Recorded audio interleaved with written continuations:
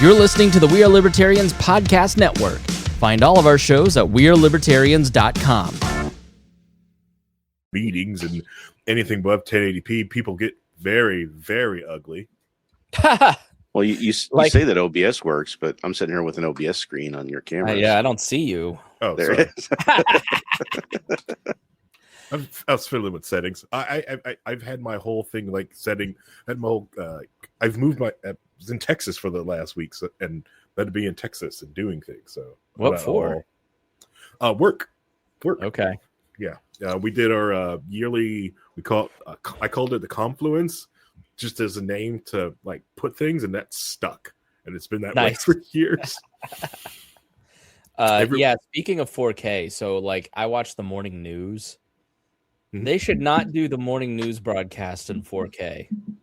These people are so tired, and they have big bags under their eyes. They look terrible because they've gotten 4 hours of sleep every night for 20 years. Just like, why are you doing this in 4K to these people? It's not night. Yeah.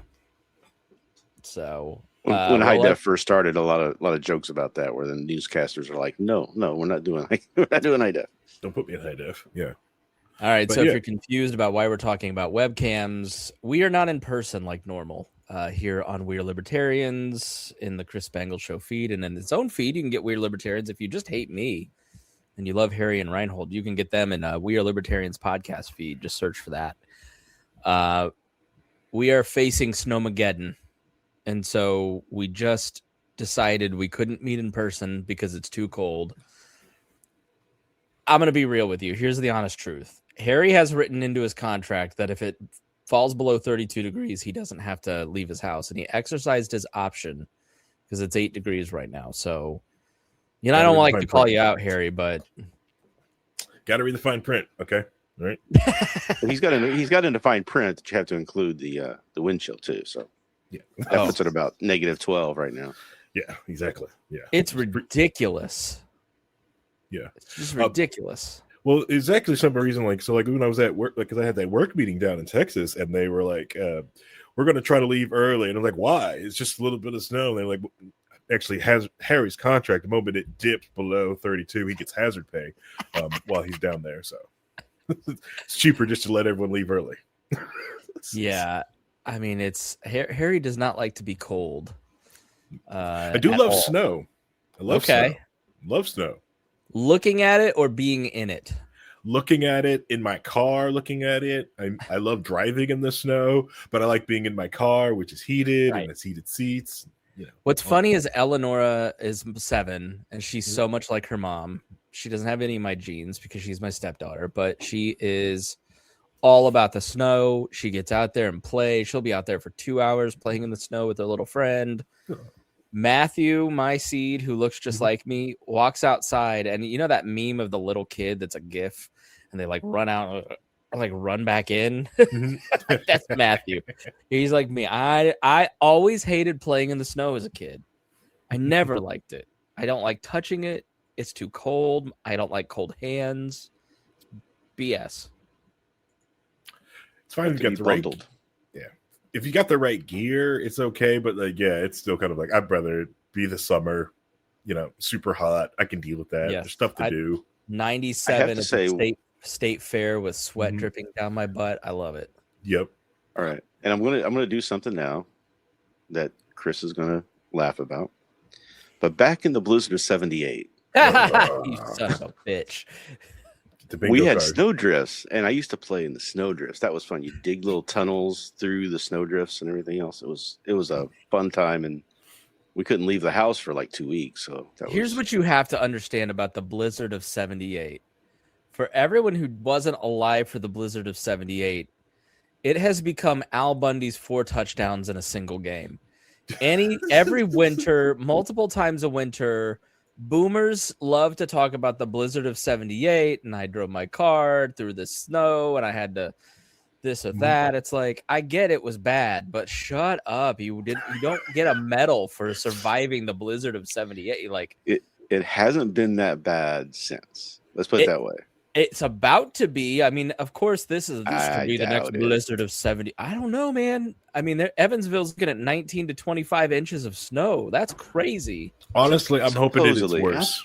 I'm hoping it's worse. They keep telling us that there's going to be this much snow, and then how many times is it like half of that, or you never get what they're telling you or expecting. So yeah. And part of the problem with 78 was the wind. If you look at the wind that we had then, it was massive. That's where all the snow, the drifting came, right? I mean, the road that we lived on was a state road, but it goes down kind of into a gully area and drives for a while, then comes back up out of the gully area.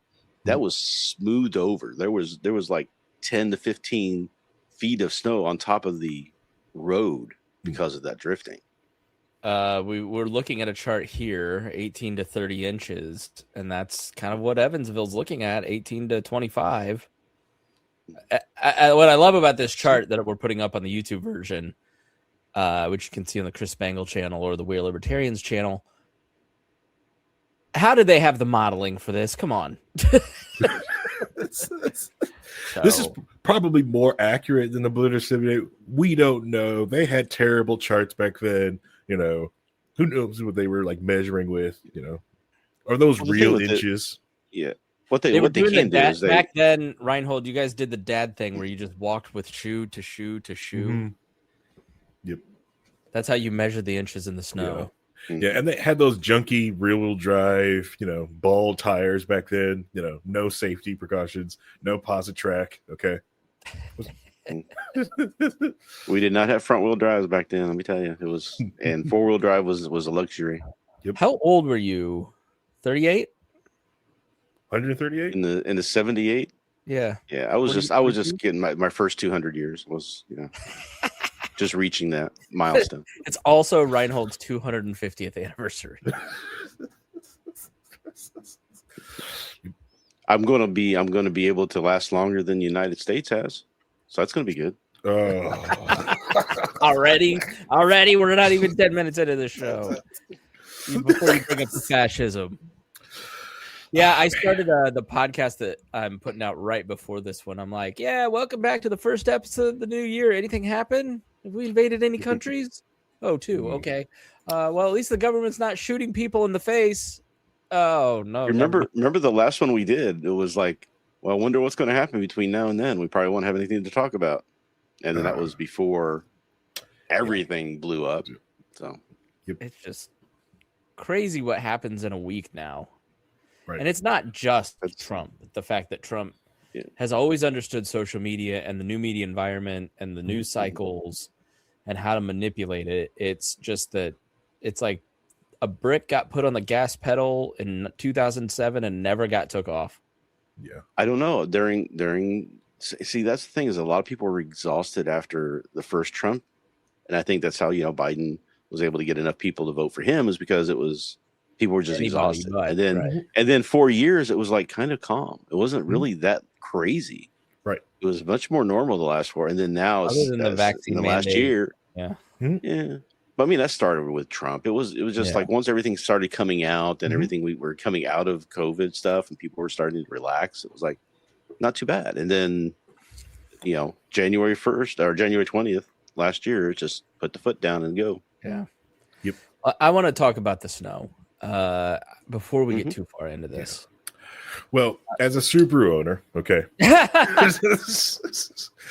and a massive snow tires in my car, I can't wait to drive around. And that was flex the on all best of you. humble brag I've ever heard in my life. As a Subaru owner with massive snow tires, I can do better. As a John Deere owner with massive tires. Yeah, hold on. Classic John Deere, because if it's new model? John Deere. Yeah, what's your model? I want to see classic. It's a 70 something. It's probably made the same year that the Blizzard of 78 came out. So it's like a front engine. Like, is it big or is it like a Nah, it's like a 350 or 450. It's not a lawnmower size. It's big, but it's not. It's more of a what they call a garden tractor, not necessarily a garden tractor, but it's larger. It sits up, about, you have to get up like 6 feet in the air to get into it, but it's not like the big massive International Harvesters or John Deere's that my neighbor has, who's going to be the one plowing the road for us, because I don't have the ability to plow. I don't have a snow plow for mine, because why buy one? He has one. Yeah. Okay, here. Which is neighborhood teamwork, being dependent on your friends and allies. It's okay to be that. That's okay. It's a community. It's a commune. Like this? The one you have in the top right it's a little newer than that one, but yeah, it's about that kind of feel to it. Yeah, it's got a big bar over the top of it. So like if you go to a tree or whatever, it'll knock the limbs out of the way, so it's not hitting your head. Oh, that's cool. Nice. Or if you like roll it. And I've got a huge bush hog thing on the back of it that I can use. So I can drive over all kinds of stuff and knock down all the bushes and stuff. I've turned into my 2-year-old son. I'm just looking at tractors now. That one, that one right there. just looking at tractors. Well, that's an interesting idea. Take care of each other. Yes. Yeah. That's really weird. Allies, neighborhood. It's a great thing, an amazing thing that you can do with people. Division of labor thing. You don't have to be the all end all. You can be perfect in your one thing and allow other people to do other things. It's great. It's amazing. And like a barter, I do this for you. You do this for me. How many times is, I'm sure they probably brought a computer or two over to your house. Like, yeah, Rhinehold. I've gone to my neighbors to do some stuff like that. And then he mostly comes down because he knows the situation that I've had for the past 10, 15 years. So he's always like, if you need anything, come down. Like I had an issue, I think 3 or 4 years ago, where we had one of our dogs pass away. It was a full-size poodle. It was huge. And it was the middle of winter, and I'm like, I'm trying to take the dog outside and dig a hole and bury it. I'm like, I can't. It was just too much. And I called him. He just came right down and he had an excavator, and we just dug up a hole real quick. So he's like, this is what we do. This is what neighbors do for each other. So. And then my neighbor's the wife, she works at a dentist, and my wife's had to have a lot of work done on getting her teeth replaced and everything like that. So we went to her her dentist to go get all that work done. So it's like we just kind of trade back off with each other. So now, and she sells steaks and beef because they have cows. So we buy beef from them. So nice. And how would you describe where you live? Like it's pretty rural, right? It's very rural. I live on a gravel road, and there are 5 people on that road that you can see if you drive down the length of it. So not even like a county, like off a county road. It is a county road, but yeah, it's a.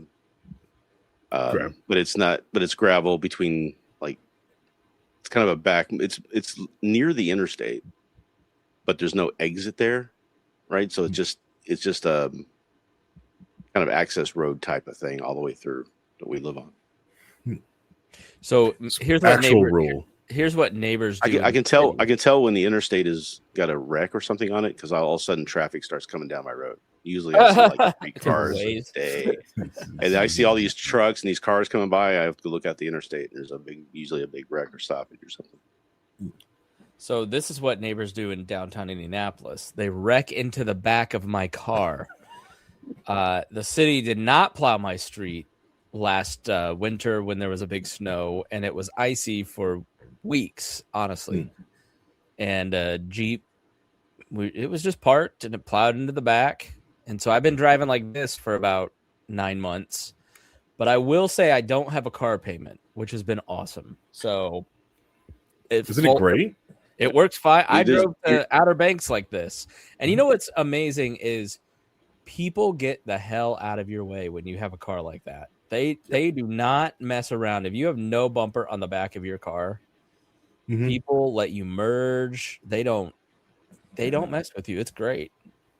So you're probably in the sweet spot where you don't have the car payment anymore, but you're not at the point where you're fixing things breaking down every 2 weeks. Yeah. Yes. It's 120,000 miles on a Chevy car. So any minute, which is you massive. Get a good year or two in that sweet spot area. Then you start going, I'm spending way too much time getting this car fixed and dealing with this and dealing with that. It's always going to get anyone. Yeah. Which that's a lot of miles on a Chinese-made car. You know, your China car. I bought American, and so did Rhinehold. We bought American cars. What does Rhinehold have? Toyota. Indiana made. I bought American car. Subaru. So. Yeah. And Chevy's made in China. Yep. I bought whatever I could afford to finance off the lot that day because I had no other choice financially because I was bad with money back then. Taking American jobs away. Look at you. Well, maybe they need to be replaced. Anyways, well, he's returning the favor by making sure he doesn't put his carts up, so he gives those people jobs. Okay, that's good. Yeah. Wow. Well, exactly. Right out of the anarchy. The other thing with the snowpocalypse, which I've got neighbors on my street, and I'm getting ready. Like I had to strongly word in the Facebook group, like, "Hey, it's gonna be a snow. Let's get the cars off the street, people. Also, don't block the sidewalks. Okay, all right. Our sidewalks need to be ADA compliant. You need to move freely on the sidewalks. Look at these plowed. Come on, get ready." Yeah, I'll get to it a couple days after. No, get out there and get your heart attacks in place while shoveling that snow. Look, this is the level I'm bringing to community. Okay, this is. Let me show you how I park when I go to the grocery store. I park under the cart corral. This is my car. That's me parking there. Went to the grocery. I bought every rutabaga they had. There's nothing left in my local grocery store. I got about 14 gallons of milk. Here's what I don't understand. Okay, why? I think this is maybe where we can really start the show after all this nonsense. But this is a friend's Facebook page, and you don't need to imagine that hard. But this is a local Kroger here in Indianapolis. No bananas, no vegetables or juice, no milk, no dairy. All the vegetables in the vegetable rack are gone. No bread. No buns, nothing except one little weird loaf of rye bread. Do people... We have probably a solid month's worth of food in the house. If all hell broke loose, it wouldn't be good food. It'd be cans and weird concoctions, but we could make it. Mm-hmm. Do people not have enough to survive from Saturday night to Tuesday morning? Why do they need to go and panic shop like this? Because we're not going to get a catastrophe. 800 miles south of us, poor Shelby down in Alabama and Birmingham, she's going to possibly not have power for a month. That could be catastrophic. Mm-hmm. Tupelo, Mississippi is ground zero. That's 800 miles from us. Why are people prepping for a foot of snow when they're going to be functional by Tuesday, Wednesday at the very worst? You're probably not losing power. And if you do lose power, you're not going to be able to cook those Totino's pizza rolls. So, what are we doing here? Please explain this to me. Are people just that bamboozled by TV news and that easily persuaded? All right. So here's the real thing. Remember, there's some really brilliant, amazing people in the United States, some of the brightest in the world. Unfortunately, also some of the dumbest people in the world. If you're dumb and you live in the United States, it's very easy to stay alive. Anywhere else in the world, you wouldn't have made it this far. But here in the United States, we keep things safe for you. So you have made it this far. Principle of nations is what you're saying. So you've made it this far. So they are influenced by this. They also a lot of people freak out. But this is also human nature. It's the one you do when you get to these prepping communities, they talk about oh, do this, or the whole you also make sure to understand why we have fishing and hunting rules, because if everyone freaked out just went hunting, we'd cull the deer population in less than a month. Before COVID, it was easy to see 2 weeks before everybody realized what was going on. Mm-hmm. Oh, supply chains are going to be completely crushed. You better stock up on some. If you use it every day, you better buy 5 extra, mm-hmm. because it could be, and that's basically what happened. Yeah. But you weren't going to not have milk and bread. But in this case, it's so I don't get the whole. It was a little different for that, because it wasn't that the fact that you couldn't go get that from the store. It was that people were scared that they didn't want to leave the house because they were afraid they were going to catch this thing and end up in the hospital on a respirator, right? So they were scared. So they're like, I'm not going to, like, my parents could not get COVID. Both of them would have expired. So it was just too devastating, and they were in that state. So I was scared to go too much to the store because I didn't want to catch it and give it to them accidentally, right? Yeah. Because you were taking care there was always that concern. Yeah. Elderly people. Yeah. And my wife, and so it's like, so you have that concern. So it's like, okay, if I can go, and they did do the thing where, like, for an hour in the morning, it was just people who had that issue, so you could do some very light distanced shopping in the store and everything. But that was at the beginning when everybody was really, really scared, and things kind of calmed down a little bit, obviously. But there's also the thing that people go through these different phases, and different generations have them. So remember, after anybody you talk to who lived through the Depression will tell you, like, you save pennies, you put things away, you can food, you have enough stored for whatever, they were like severely traumatized by that because they had to go through it. And after people got into the 50s and 60s, they're like, abundance living, you had enough for everything, and you never really had to worry too much. That wasn't a big deal. Remember in 78, I'll tell you again. So we had issues where we couldn't go out and get food for 2 weeks. Now, 3 days is not a big deal. If I get enough stuff to last for 3 days, if I needed to, I could just drink water instead of Cokes or whatever. But like if you're in 2 weeks, you start getting some issues. Yeah, if you're in Vincennes or Evansville and they're looking at 20 inches of snow and that's actually happens, you really should have like a week or 2 weeks. So I get it down there. It's just sort of like a foot of snow in Indianapolis is like nothing. Like I said, my parents canned. My mom, every year we would can food. We'd always have food all winter long, just in case. Partially because my dad worked construction, and the winter months were always hard. Yeah, because he didn't always have work. So he'd have 3 or 4 months where he didn't have any money coming in. So we would stock up during the summer. He had to kill his for the winter. Harry, he had to kill his pet raccoon to make a hat. That's how bad it was. But so it just depends on your experiences levels. Right now, a lot of people who live in the city should never have. I mean, even if they have the worst storm ever, you still can walk to a grocery store or a drugstore or something on the corner where you can buy something. Right, you go to a gas station, you can buy some sushi or something. You can always have something. Yeah, if you live in Brown County or Monroe County, like. That you're not going to be getting out of driveways and up and down hills and ice, and I mean, it's you are stuck. Speak for yourself. Super drivers will be fine. Big tires, big snow tires. But but that's also the divide between the actual rural people and the rural cosplayers that live in my community. That cosplay. Oh yeah, you're not rural. Put the big stupid truck away. You're not rural. You don't need that gigantic thing. But like it's also like and it's also that part of everyone's brain, like I've got to get mine, F everyone else, and the also lack of that because we have tools to solve for this, they just won't let us use them because some people are like, well, you can't do this, and it's really we could just use capitalism. We know these goods are going to be scarce. We just need to raise the price for them. Just limit that demand down. So if someone goes like, yes, I can easily get a bunch of milks because $2 a gallon, but go to $8 a gallon. I only really need the one. Yeah. I can let me get the 4 cases of toilet paper. Right. Yeah. How much are you going to poop? How much? Get a bidet. You don't have to worry about it so much. I am prepping for the storm. Okay. And I'm doing my part to be responsible. I have not made an Amazon order today, so no one has to deliver it tomorrow. Please, I don't want your applause. I am a hero.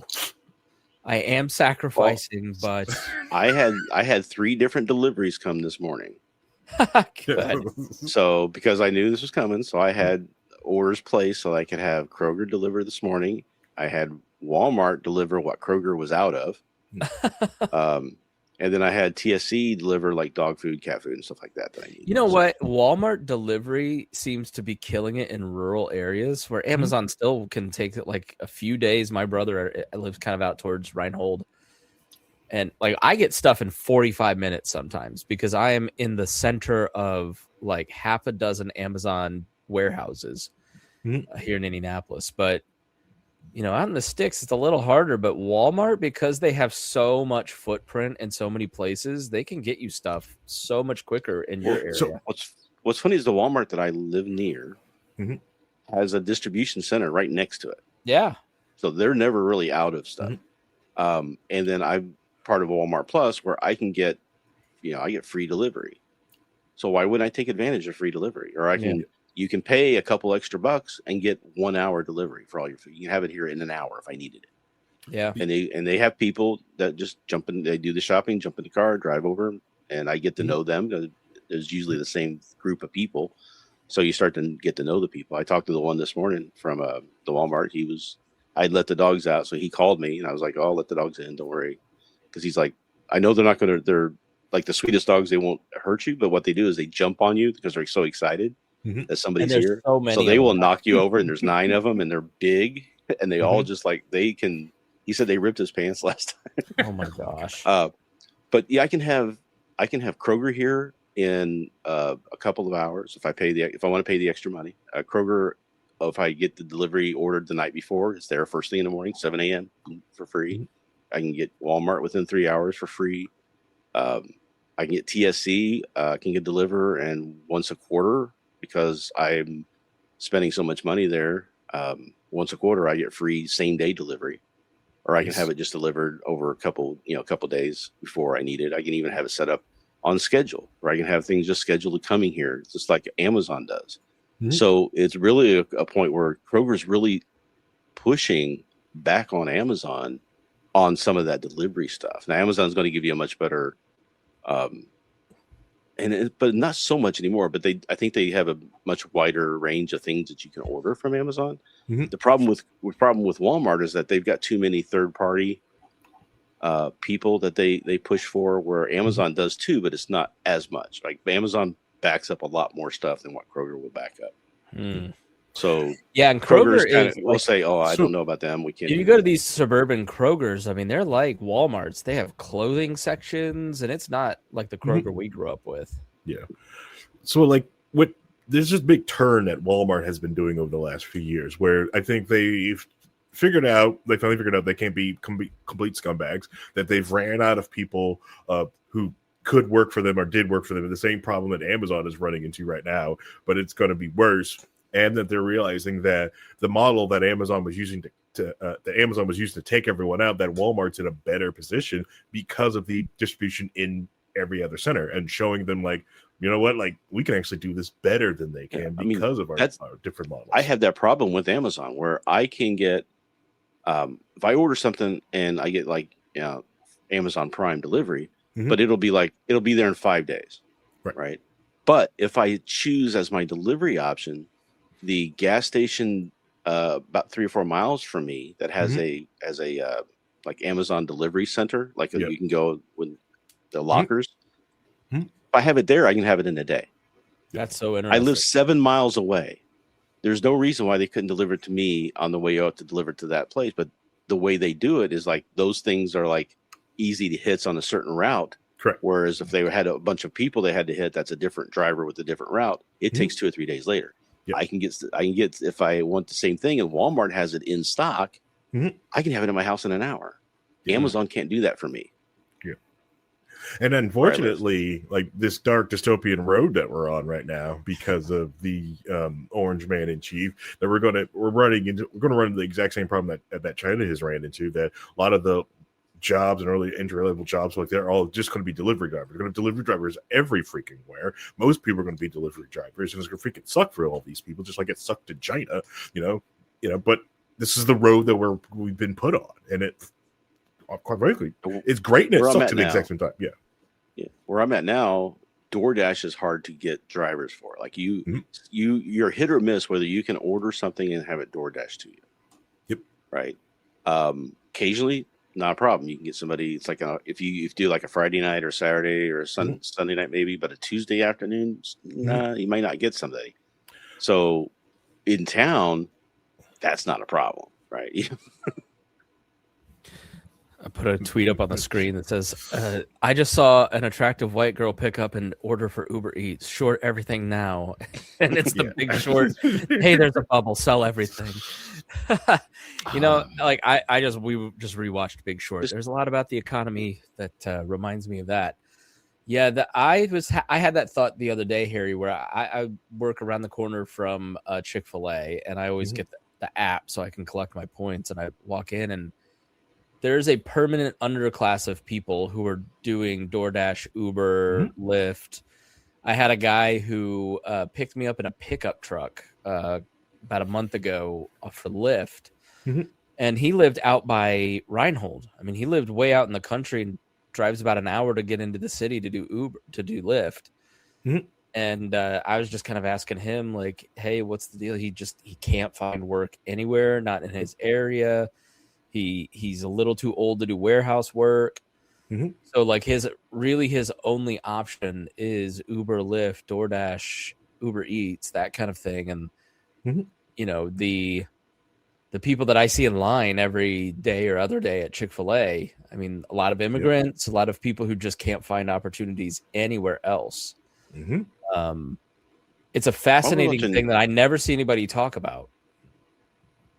I was watching YouTube, and there's a guy who's like retired, but he's still like a young retired.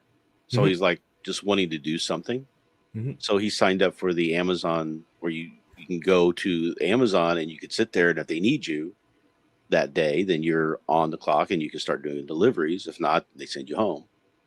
So he was showing how that worked. It was because of videotaping the whole process. He couldn't videotape the actual deliveries or anything, but in between he could stop and say, okay, now I made a delivery here, I made a delivery there. I'm going in, and I worked 4 hours today, and I've got this kind of thing. So there's all kinds of things that they're trying to do, all kinds of programs they're trying to do that people who are on the edges, or people who are wanting to make a little bit extra for retirement, because who knows what's happening to Social Security and the markets and everything else. So you got to be prepared, right? So having that side hustle is what everybody calls it, right?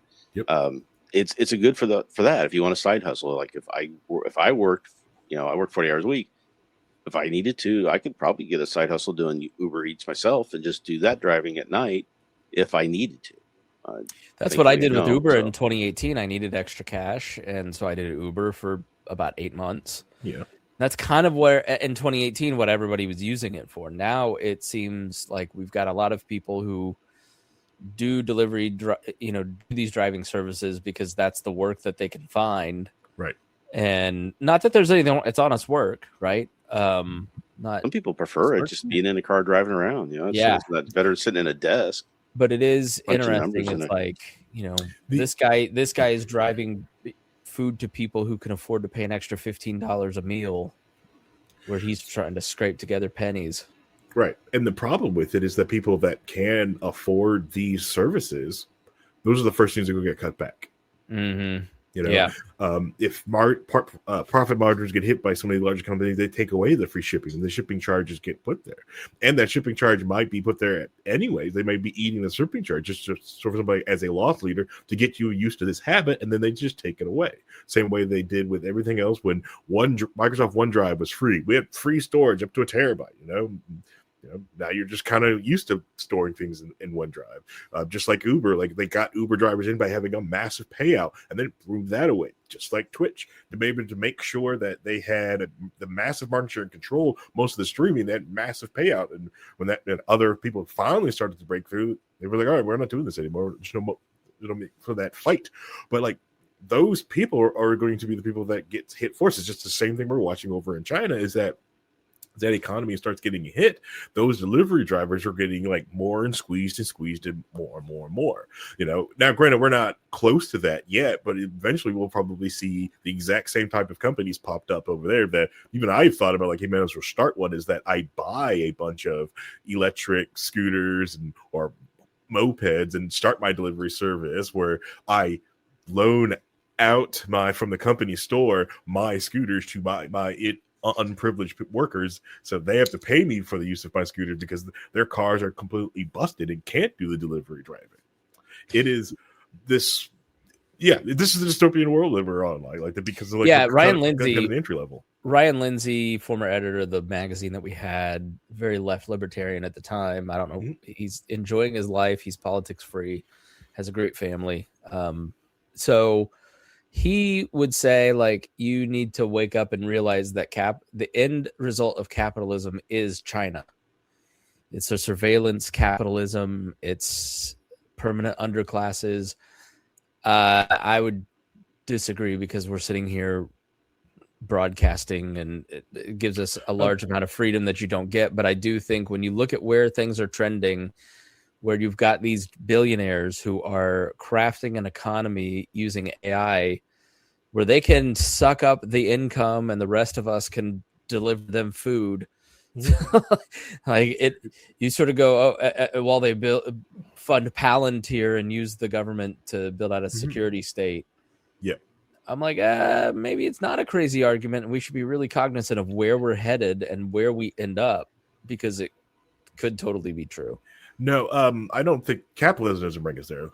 It's because, like, some people are able to use it and some people aren't. Like, these AI companies, if they had to pay for all that data that they harvested and hoovered up, they wouldn't have the money to build these data centers.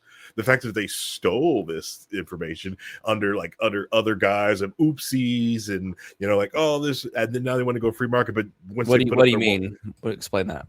What do you mean? Them hoovering up all the data? Like think about the fine data. Who stole what?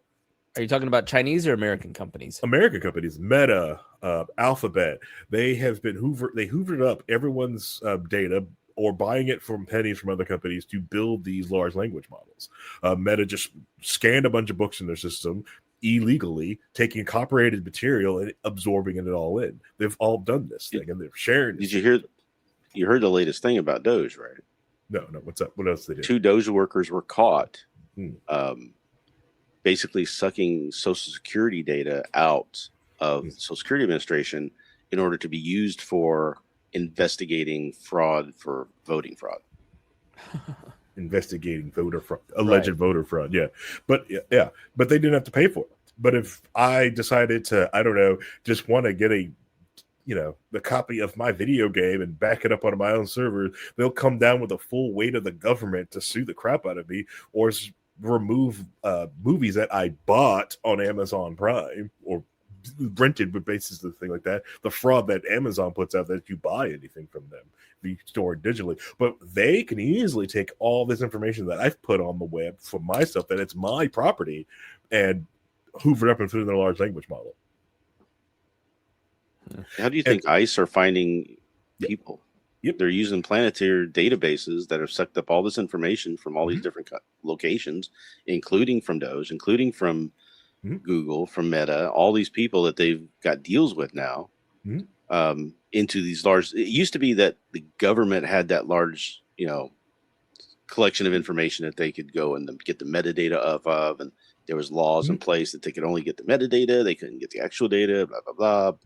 All that stuff was bull, but it used to be just the government doing it. Now it's private companies that are taking that and driving forward with it, and that's why everybody wants these data centers. It's not because they want to, do anything really great. They want to have all this data warehousing done, and that's really what all AI is today. Is just large language modeling into a large data warehouse. It's all it is. Unfun search engines with prediction searches. It's based off past searches. That's all it is. And it's scary, because of it. Once again, IBM at the forefront of possible dystopian nightmare, allegedly. But and that's another reason why, you watch gun owners do not want a database. We don't. A lot of them don't want the database because of this thing. But they're pretty fine with having anyone else get it put on the database. Just the DOJ got blocked trying to put just trans youth on a database, so they get a number of people so they know where they are. It's. Well, now they're taking your DNA data. If you're 14 or above and you've had any encounter with the police, they'll take your DNA data and store it. And they're getting all the data from 23andMe. They're getting all the data from all these locations where people just gave their information, gave the DNA to them. So it's like, I won't do any of that stuff because I don't want them having my DNA. Yeah, but you can't stop that. You have an idiot cousin somewhere out there, and going like, I want to find out, I show everyone I got Irish heritage, and they find out like they're Polish and black, and they're like, oh crap, They want to prove that they're actual Aryan. Yeah. A lot of people. I'm pure. Okay. Just like that whole, like, what is that whites only town they try to make? I was like, all right, cool. Free DNA testing. I'd love to sit there, like one drop. And watch all, and watch all the grades be C's and D's in all the schools, because, it's just going to be homogeneous. You can't, that's how you stagnate. I mean, look at all the people in the Middle Ages with the chins and everything. Come on, you can't stagnate like that. It's bad. Yeah. It's like, not having the mixture of the thing, and it is. I think that part of capitalism, will be able to mix things up and change different things and find out where the market is going. That is like some of the beauty stuff of capitalism. Like you see resources that are scarce and attach prices to it. Like here's the problem. You have capitalism, and then you have what people can do with capitalism, and you can have some people really screw up capitalism. Yes. And that's what we're seeing. We're seeing people screwing it up to the point where you have more and more people saying, well, let's try the socialism shit because this ain't working.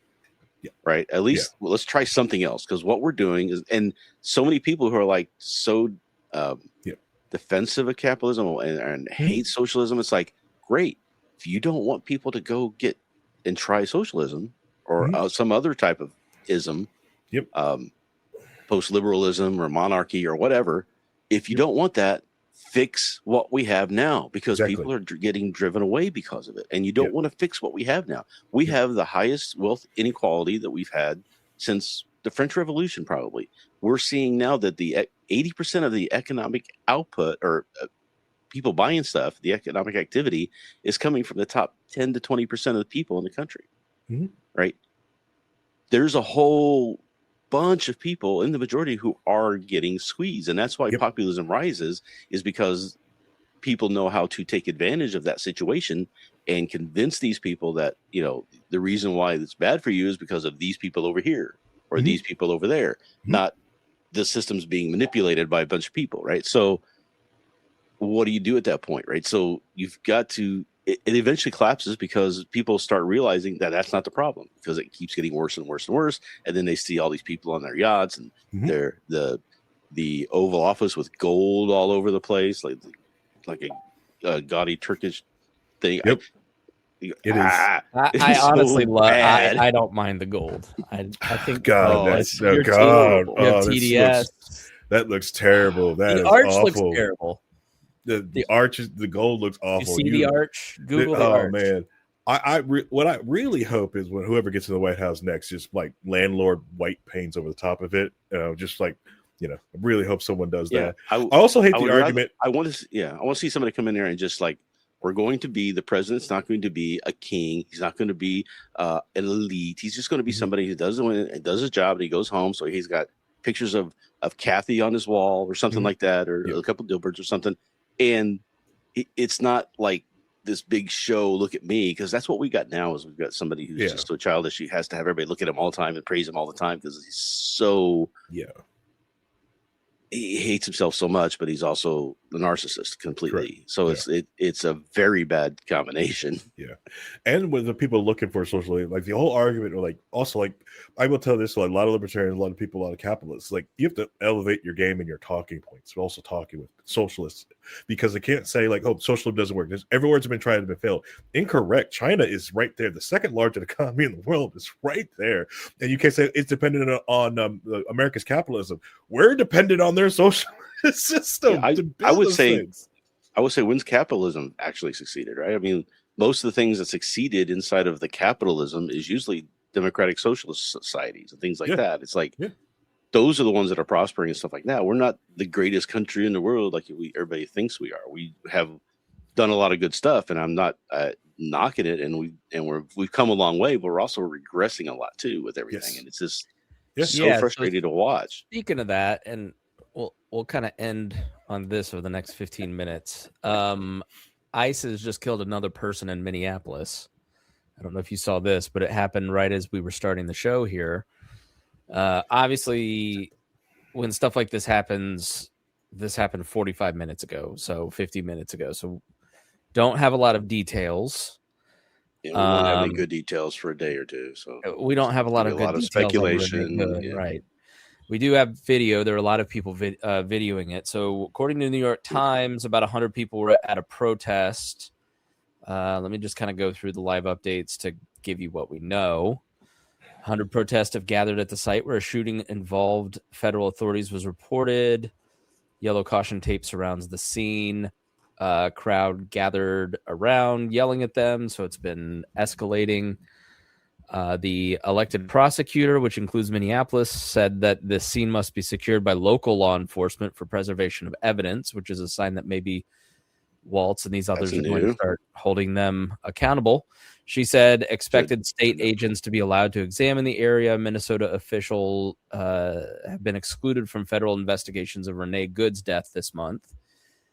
Some residents have made their way to the scene as rapid response networks quickly sent out text messages.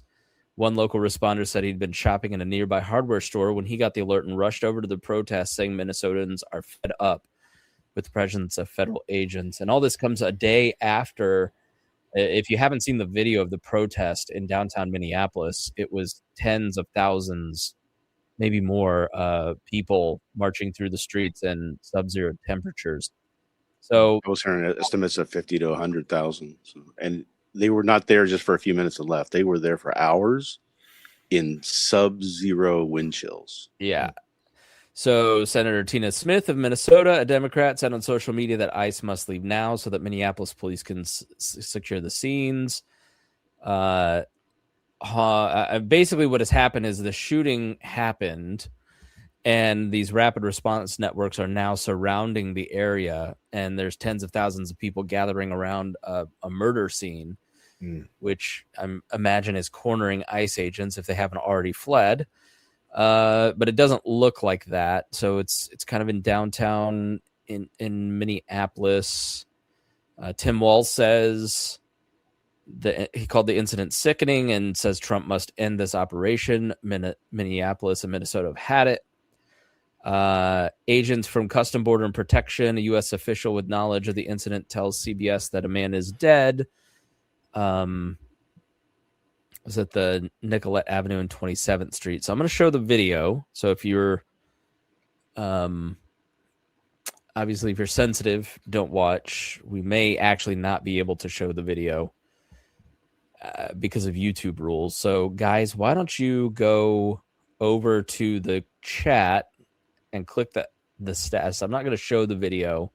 You can look it up on Twitter. I'm sure we'll see a million different angles of this in the coming days. But I'll describe what I see, which is a guy is filming from inside, like maybe a cafe. There are 1, 2, 3, 4, 5 ICE agents, and 6, 7. 2 or 3 have the man on the ground, and they're holding him down. And then another one walks up. So there's about 8 guys. When now there's 9 guys, and they have him down on the ground. He's clearly surrounded and overwhelmed. And that's when you hear a gunshot. And it is not clear from the video who shoots. One ICE agent told a reporter at the scene that the man had a gun. Although if they're controlling the scene and they're not going to let state officials in, there's absolutely no way to know that for sure. But he's clearly down on the ground and he is surrounded by people. He's struggling to not be arrested. So we'll get a lot of comply or die, and all my Tea Party friends will say he just should have complied and therefore murder is justified. I don't know. Rhinehold, we can't hear you. You're muted. But what I'm looking at, what I've seen, and you can't tell exactly who shot or what happened, but what I've seen that really kind of disgusts me is that as soon as that shot happens, I have the sound off, so I can't tell when it happens, but I can see when it happens because all of these agents who are on top of him, they run away, they scatter. Right. Yeah. Right. Yeah. It's like, oh, please. I mean, Because they don't have training for this. They're not trained for this. Like exactly what I was about to say. So if you look at and I talked about the Renee Good in the last episode, but like the guy that shot her wasn't supposed to be standing in front of the car, and there isn't any police department from Indianapolis, Minneapolis, whatever, that would train you to stand in front of the car like that, because you might flee the scene and you might, like these guys, right. If you look into the training that ICE people are getting, there was a reporter who just tried to sign up for ICE and they got like 5 minutes of training or something ridiculous. I forget what the story was, so please don't quote my failing memory, but the training that these guys are getting is very poor, and it really seems. And then you've got the guy who's commander in Minneapolis dressing in Klepper coats and dressing like a young Hitler with the Hitler haircut. And I keep arguing with my friend Mark. He's like, "Oh, come on, Spangle, you're better than this." I'm like, if the guy were driving Uber Eats and wearing a Klepper coat, I would just think he was weird. Mm-hmm. I'd think it was really odd that the guy that is bagging groceries at the grocery store, it was really odd that he had the black leather strap across his chest with the all the medals and everything, right? Yep. But this guy is actively commanding police state tactics where they're invading homes without warrants. Mm-hmm. They're murdering people. Yep. Like it, you used to have in Nazi Germany, they used who was the Horst Wessel? It was kind of brought up after Charlie Kirk died, but he was killed because Nazis and fascists would go into well-known communist areas, agitate, and then when they responded, then they had the justification to look at them and go, look at these communists, look at these communists. Yep. I don't really feel like those tactics are very far off from what's happening here. What is ICE doing in Minnesota? They're only ratcheting up the pressure on purpose. Yep. They really don't care if people get killed. I think we learned from Rittenhouse that a large group of people, like, not sad that guy died, but also like, why was a 17-year-old kid there to begin with a rifle? He's certainly not a hero. I don't know. It's if you view every human life as sacred, from an ICE agent to an immigrant and everybody in between, and all these different stories, to Renee Good, to the guy that killed her, like, you want your government to de-escalate. You don't want it to become more violent. It's everything that you would do that would make sense in terms of training, de-escalation, all the progress that has been made after Philando Castile and Breonna Taylor. All of that is completely eroded in the last year. I mean, it's not police departments doing it. They will eventually do it, but right now it's ICE agents who sign up to go and play cowboy. It's a directive they have. The president and Nome have said to these agents, get rough with them. Literally have said that publicly, to get rough with them. And as I've talked to, and I was listening to Scaramucci yesterday at his latest release of on the podcast he has. He says that the people who are in ICE now, if they get caught not being rough, they could get demoted, lose half of their pension that they're trying to work for, right? I mean, they're in a bad state because they're getting pushed by upper management, by the administration, to do this, to be rough with these people. And it's not necessary. These are mostly 95% of the people who they are grabbing are not violent in any way. They're not criminal in any way. There's no need for it, right? They could get these people like Obama did. And Obama deported a lot more people, and he didn't have to do it through these thug tactics like a bully. Right. Yeah. The argument is, nobody protested Obama doing it, but also they weren't arresting American citizens on purpose. Well, Obama didn't do this kind of stuff. If you look at the different tactics, Obama would get people at if they show up in a jail cell and they run their numbers, they find out they're illegal, then they would go and take them from there safely. They didn't set a quota to denaturalize. He wasn't going into towns. He wasn't going into major cities with thousands of people, overwhelming the police force that's there, and just stopping down through the neighborhoods door by door, knocking people knocking doors in to try to find people. Marion County Jail just said that they're only going to hold ICE detainees for 48 hours because our jail is packed. We just built a new jail. Yeah. Because of overcrowding, and it's full because of ICE detainees. Yeah. Like, I think Americans I think it's totally reasonable if someone ends up in jail and they're an illegal immigrant. They're drug dealers, murderers, rapists. We don't want those people here. We want them out. Yeah. I mean, that is the far left people who are like, find sympathy for those people. I don't understand it. But I think Americans certainly don't want. Here's an example. We had to go get the birth certificate for our 7-month-old yesterday. They are out of paper at the Marion County Health Department because so many Hispanic parents are coming in to get documentation to carry with their kids. There's not a planet that I grew up in where I had to carry my birth certificate with me. Yeah. To school, to the grocery. Like, you had a driver's license. You could just go, and if you get pulled over and you didn't have a driver's license, so you have to have it by this date to this place. So they would look up, see it was valid. A period in your life where it was never having to carry a driver's license was controversial, wasn't it? Right. Yeah. Well, not for having people, a driver's license. It used to be the big libertarian thing is you had to have a driver's license. I'm like, you can't tell me that I need to have it. And now it's like all these people who call themselves libertarians are saying we need to have voter ID laws, and we need to make sure that everybody has rules. I got the hard card. I got the hard card for Lucy, so she has a hard card. The real ID? Just the passport card, because there's going to come a time, the logical extension of Americans must be prepared to show their papers, which Christy Nome just said. The logical extension of that is that you need probably a passport card to travel and do certain things in this country, and it's fundamentally un-American. They went through all this time when Bush was in, and we had 9/11, and we're trying to, root out terrorism and make sure people are right. So they pushed this real ID through, right? They pushed this law through. And there was a lot of fighting, and there was a lot of kickbacks. And we don't really need it. And civil libertarians were fighting against it, and ACLU was fighting against it. And it finally got kind of put into place just over time, and people wearing people down and forcing it through. Now that it's here, ICE is saying that they don't recognize that as being a valid identifier for whether you're a citizen or not. Yeah. All right. Well, let's wrap up. We're at time. Harry's got to go do dad stuff, and so do I. But and Rhinehold has to feed 18 dogs. It's 18, right? No, ain't good.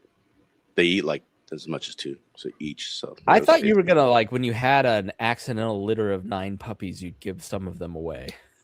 There were 9 in the litter. We did give 2 away. Okay. Yeah.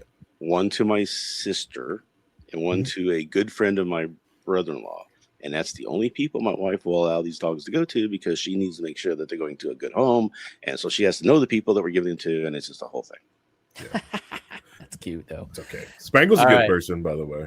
I don't need a dog. I just so big news. We'll end on this. I am under contract to buy a house, and I'm joining the cult of equity. Yay! Oh, it's just great. You join the cult of equity and immediately get a million things that you have to pay for, and insurances you have to pay for, and it's all twice as expensive as it was 10 years ago. Yeah, well, I've always had to have a second job, but glad I have maintaining equity. Your house will be. There's a comedian, if you watch on TikTok, and it's also on Facebook and stuff, like, where he calls it "F this house." And he just goes through all the different problems he's been having with his house. And it's like, how are you going to get me today? And he's trying to fix things. His pool, he's like, oh, we got a pool. And he said he's nothing but problems with that pool. It's always green. He's always fighting with it. It's just like, Yeah, it's a nightmare. Yeah. That's a great series. Yeah. Yep. Well, I hope you enjoy your 50-year mortgage. You'll love it. We did not go with the 50-year. Mandatory. Here's what I would say about buying a house. It is a lot easier than I thought. It's cheaper. It's like the house I'm buying is nice. It's perfect for our family. It's definitely a dream home for us. We're very excited. We have saved up enough cash to manage it, but there are a lot of like the second you go under contract, there's a surprising amount of things you have to pay for.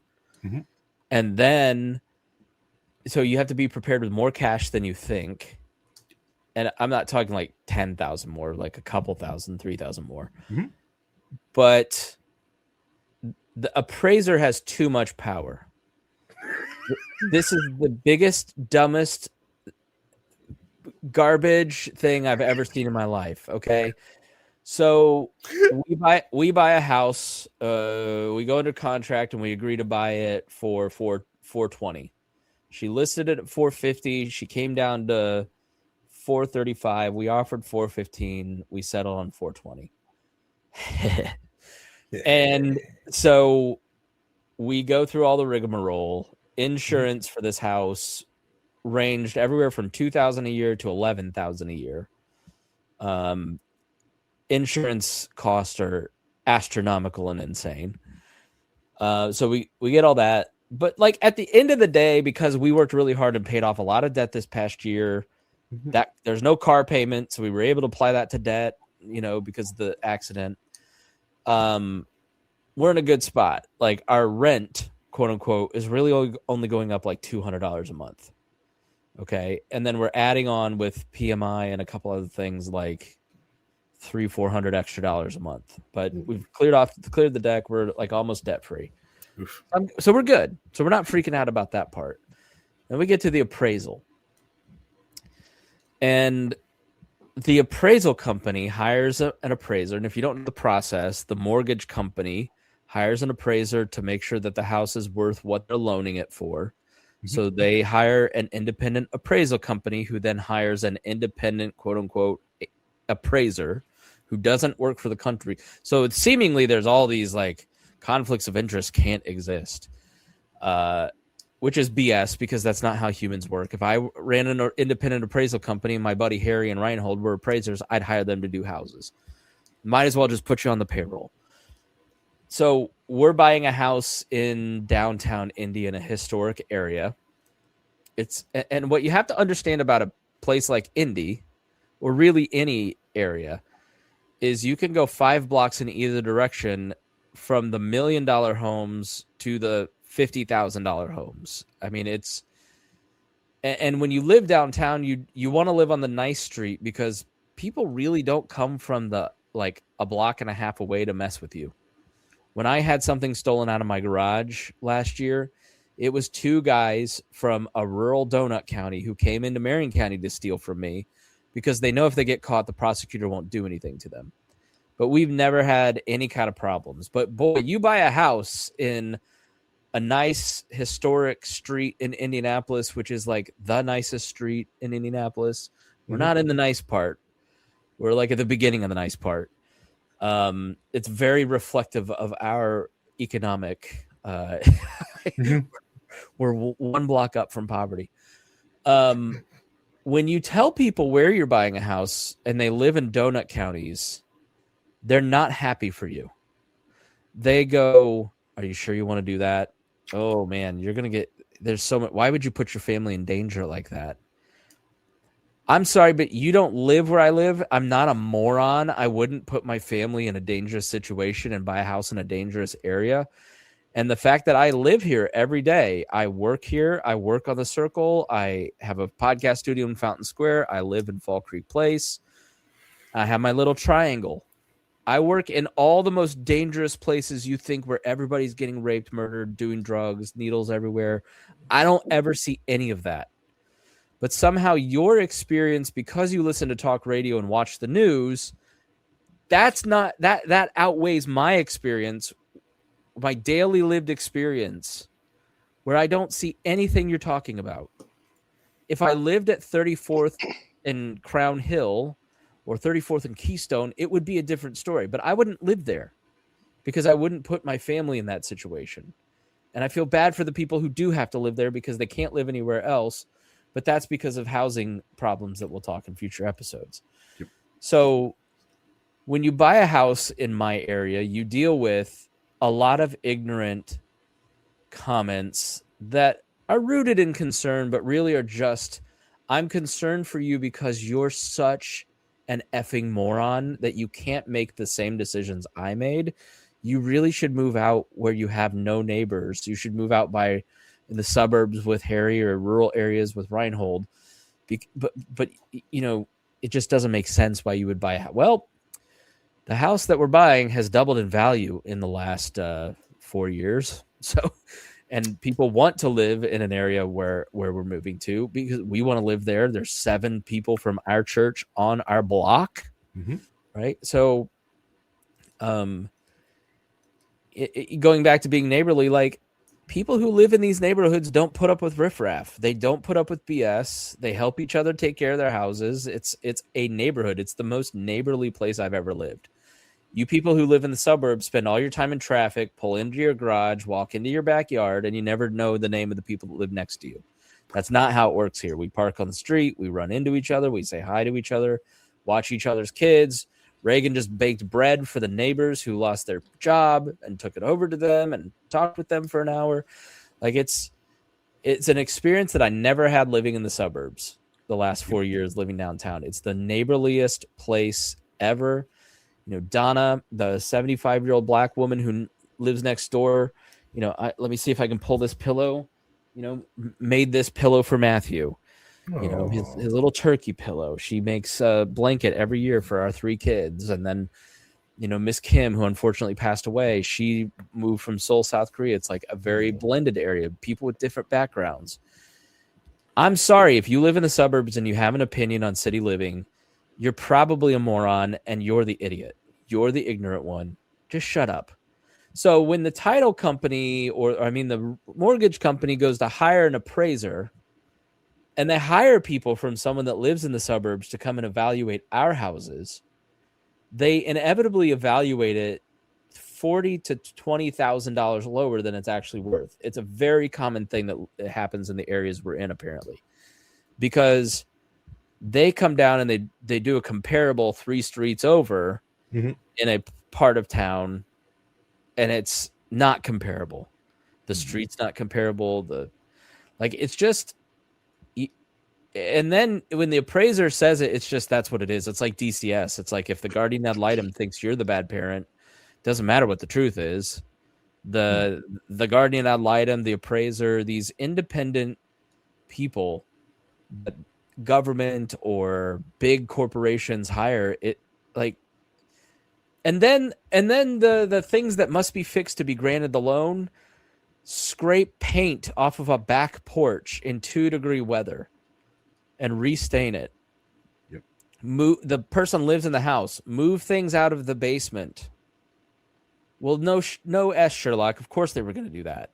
So it's just like the laziest person walked through that house who doesn't respect the area or understand the area. Now it benefits me. Okay. It benefits us because we're going to save a few $100 a month off of our mortgage. But it's unfair to the homeowner who loved this house really well, took great care of it. It put the buying process where we don't know if she's going to drop her price. We're praying she does. We love the house. But it's just it's just bonkers to me that someone can be bad at their job and have so much power. But that just seems to be like the MO of corporations and government and presidencies and Congress. And it's like we just have no standards. No standards, Rhinehold. And rant. All right, I'm done. Don't worry. The county assessor, when they assess you for taxes, yeah, they'll know your true worth. $475, right? Yeah, because they can't raise taxes because in Indiana we have home rule, so Marion County can't raise taxes. So the only way they can raise income is by overassessing the value of your home. Abdul called it a decade ago that they were going to do that. Yeah. Yep. Here we are. So don't tell him that. Do not tell Abdul that. Do not tell he was right. I know he doesn't. What's funny is watching all these little places change, because I was at a friend's house last night. So they were out of town. I was going to turn off their water so it froze. You know, so I emptied out the pipe so it didn't freeze while they were gone. And across the street, and this is a neighborhood where the house is usually around $40,000. Old neighborhood, old houses with like 10-foot ceilings and everything else, but kind of in the bad states. But the houses now are in that area are going up, like they're like $250,000. And there was a house across the street. There were 2 houses next to each other. One of them burnt down. They tore the other one down. and now they're building 3 duplexes in that spot. And the people who live in there are not too happy about duplexes going in because now that's rental property, right? And they just got their houses now that they had when it was really, really cheap, and now like 5 times the price, and they can make a bunch of money off of. They're going to see those properties go down again probably. So it's just weird on that sort of thing. It's just a block means a difference in this in cities like that. You're not owed a price of your value. You're not guaranteed unless you want the government to come in and guarantee the price of your house, which apparently a lot of people do for some odd reason. Yeah. Rent control is the most easily discredited economic theory in American history. Yep. And still people are like, please set our rents. It makes everything way more expensive. Yep. And housing over and over and over. Yeah. Housing isn't really an investment. It's not supposed to be. It just turned into it. You know, it was because we had no other way to do it, especially like, as soon as you start having interest rates that are 0, which is what this president wants us to go back to, that's free money for rich people, for organizations and companies and things like that. They can now borrow money for free and play with it, right? You can't, but they can. And there's no incentive to save any money because you can't get a savings account more than 0.5% interest. What's the point in doing that? Well, why save money if where do you get your money? You put it in. Right. Well, people can't. Companies can. You know what I'm saying? Or rich people can. Poor people cannot. Poor people get screwed every single time. Well, you're talking to somebody that is an idiot with money who has saved money. So can save money, right? But you're doing it. But you do it a different way. You're not doing it through like when my parents were growing up in the 60s and 70s. You did that by saving money in savings accounts, right? When people were complaining that the interest rate in the early 80s and late 70s, early 80s was like 21% or 18% just to buy a house, you had 8-9% savings accounts where you could, if you had saved the money up and you weren't buying a bunch of stuff, if you pay off your mortgage, then you could save money and it would be worth something. And now you can't do that. You have to go into a 401k. You have to go into property. You have to go into assets. You can't go into any other way to save money or make money in this country anymore. Yeah. Well, Harry, finish up. I was just saying, like, the saving things is like, and that people being ignorant of savings is why a lot of people can't pay their student loans because of like the rule of 7. A lot of people aren't used to that. But simple fact. So, like when Rhinehold was growing up, you have that whole savings account. You could put money away. So if you put $100,000 away, you could get some interest in about 5 to 7 years, which is double in a little basic high interest like savings account. Not too much the case much anymore. But that's also why some people can't pay back their student loans all the time because they're like, well, I deferred it. I'm paying the minimum payment. I'm like, listen, that's a 30-year repayment, doctor. You don't pay that off in like 7 years. That's going to double on you. You know, that's why you can't pay it off because all you people are out there like, I paid the minimum. You idiot fool. And they'll let you defer it for a while. Then when you can't defer it anymore. Yep. All right. Well, thanks for being here, fellas. Thanks for being a part of this. And thank you for listening. Please stay safe. You're probably listening to this in the middle of the storm. And hopefully it's not too bad. And hopefully it's not too bad where you are. And everybody stays safe and nobody loses their life. And I just want ICE to kill less people. All forms of ICE. That would be the dream. But here we are. Would be good. Yeah. So, all right. Thanks, everybody. We'll talk to you soon and see you again here on the Chris Spangle Show. Or We Are Libertarians, whichever.